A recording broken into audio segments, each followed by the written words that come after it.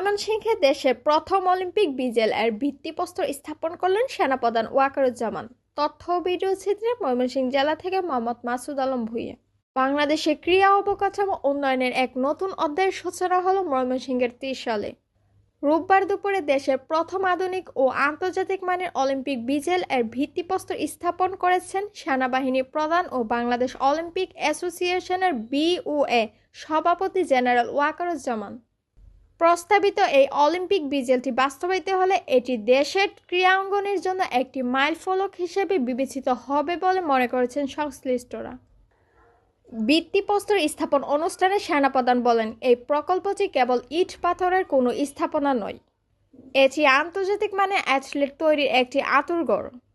আধুনিক সুযোগ সুবিধা ও উন্নত প্রশিক্ষণের মাধ্যমে এখান থেকে গড়ে ওঠে খেলোয়াড়রা বিশ্ব মঞ্চে বাংলাদেশের পতাকাকে আরও উঁচুতে তুলে ধরবে।